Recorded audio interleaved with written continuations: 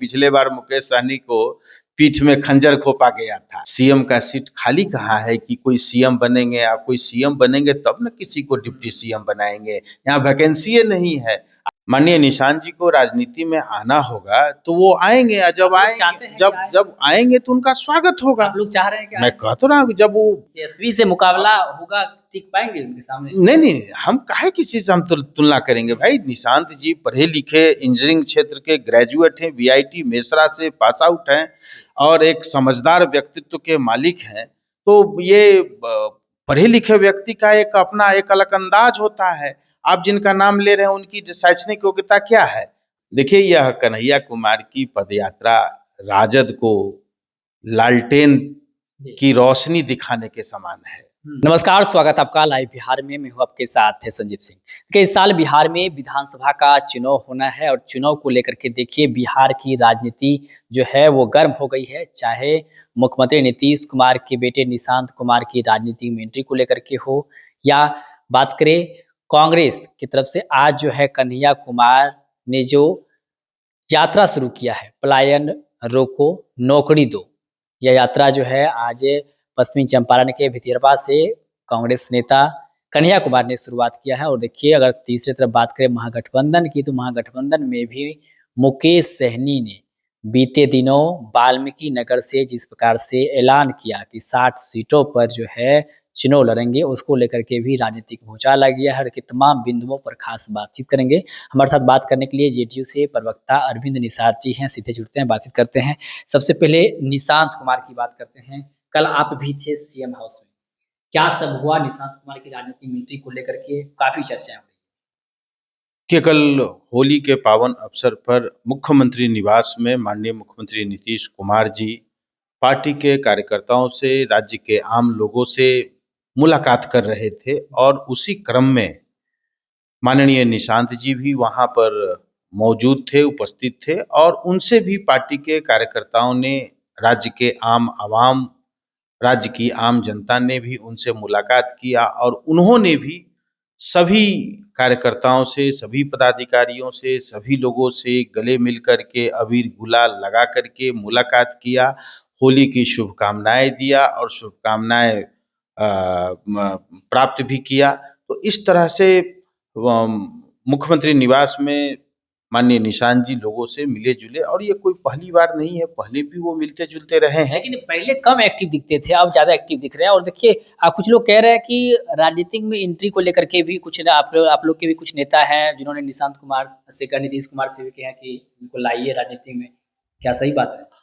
मुझे इस संदर्भ में तो कोई जानकारी नहीं है, लेकिन जब माननीय निशांत जी को राजनीति में आना होगा तो वो आएंगे, जब आएंगे तो उनका स्वागत होगा। आप लोग चाह रहे हैं क्या? मैं कहता रहा हूँ जब वो फैसला उनको करना है, आदरणीय मुख्यमंत्री नीतीश कुमार जी को और माननीय निशांत जी को स्वयं राजनीति में आना है तो उनको फैसला करना है और अगर वो राजनीति में आएंगे तो उनका स्वागत है, स्वागत होगा।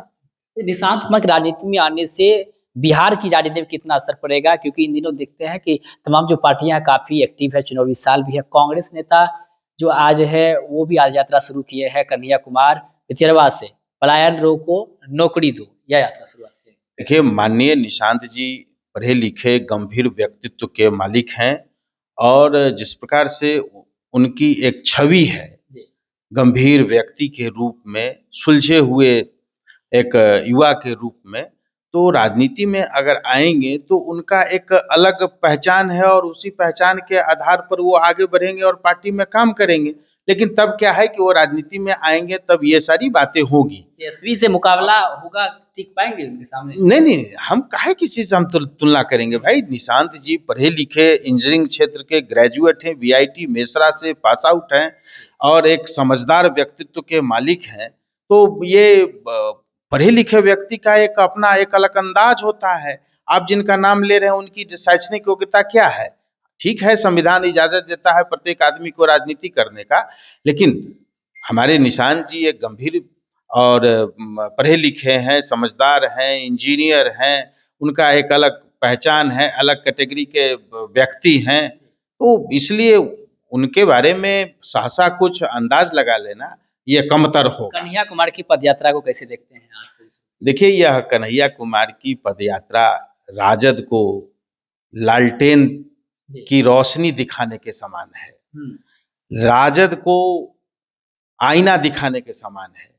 कन्हैया कुमार जो आज पलायन और नौकरी की बात कर रहे हैं, तो सबसे ज़्यादा पलायन बिहार से तो कांग्रेस के राज में हुआ है, 90 के दशक में हुआ है, 90 के पहले हुआ है जब कांग्रेसी राज हुआ करता था।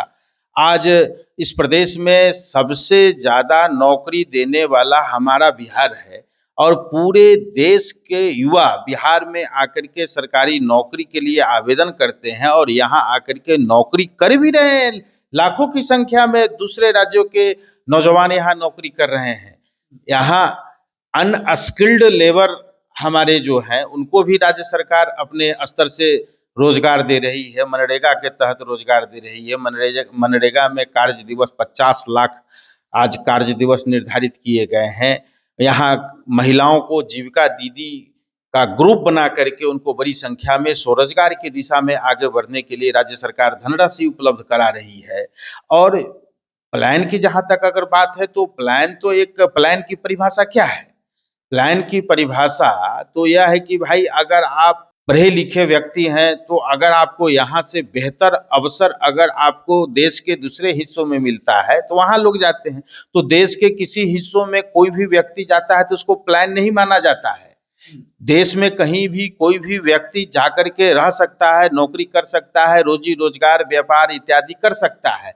लेकिन अब चूंकि राजनीति है, चुनावी वर्ष में बिहार चल रहा है तो तरह तरह के नेता आएंगे, तरह तरह की बात करेंगे।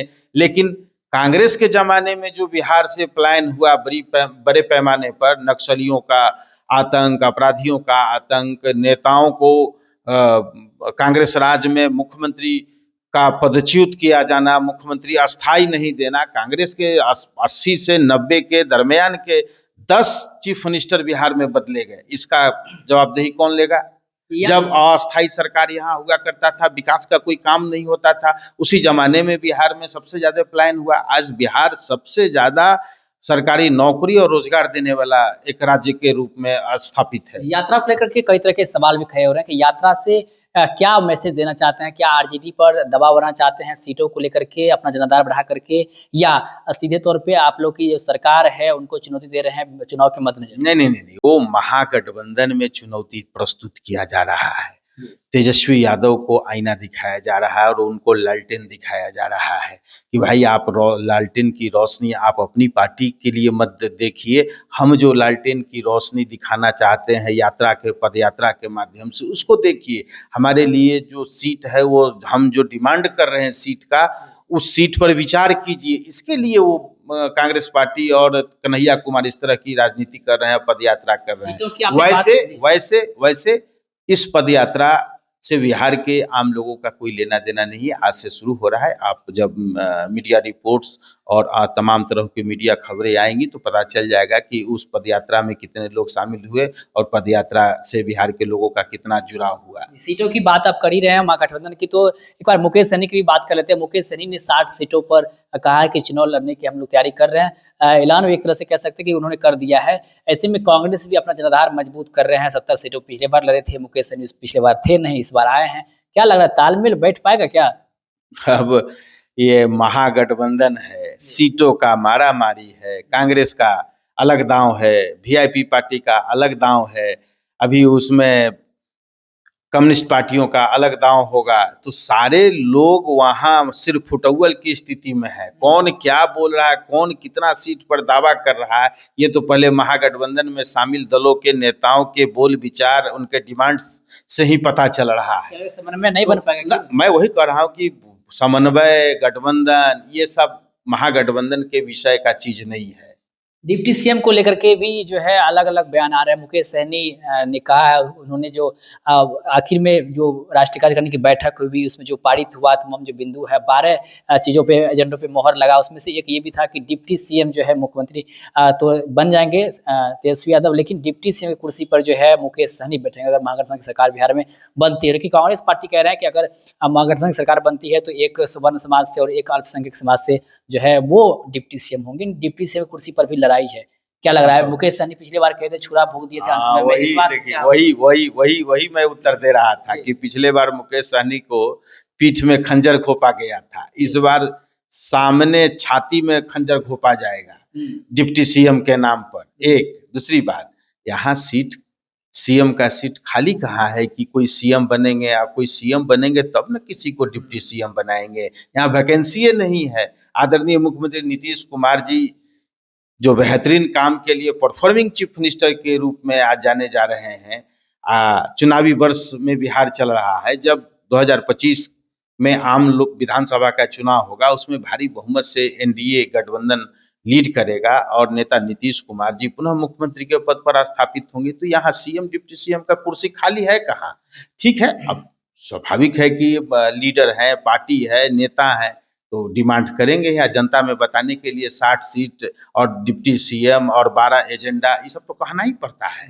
तो उसी एजेंडा के तहत मुकेश सहनी जी डिप्टी सीएम, 60 सीट, 12 एजेंडा इत्यादि की बात कर रहे हैं, वैसे इन सारी चीज़ों का कोई मतलब है नहीं। बहुत-बहुत धन्यवाद बातचीत करने के लिए। तो देखिए हमारे साथ बातचीत कर रहे थे जदयू से प्रवक्ता है अरविंद निषाद जी, जिन्होंने साफ-साफ कहा कि बिहार में सीएम पद का वैकेंसी खाली ही नहीं है और वो लोग डिप्टी सीएम की बात करते हैं, 60 सीटों की बात करते हैं। मुकेश सहनी पर भी इन्होंने हमला किया है और देखिए बिहार में यात्रा जो शुरू किए हैं कांग्रेस नेता कन्हैया कुमार, उसको लेकर के भी इन्होंने कांग्रेस नेता पर हमला किया और साथ ही साथ निशांत कुमार की राजनीति में एंट्री को लेकर के भी साफ-साफ कहे कि उनको जब राजनीति में आना होगा, वो आएँगे, हम लोग स्वागत करने के लिए तैयार हैं। बाकी तमाम मुद्दे पर क्या कुछ कर रहे थे, वो आप सुन रहे थे। आप भी अपनी राय प्रतिक्रिया हमें कमेंट बॉक्स के माध्यम से दे सकते हैं। आप देखते हैं लाइव बिहार, आप सभी का बहुत-बहुत धन्यवाद।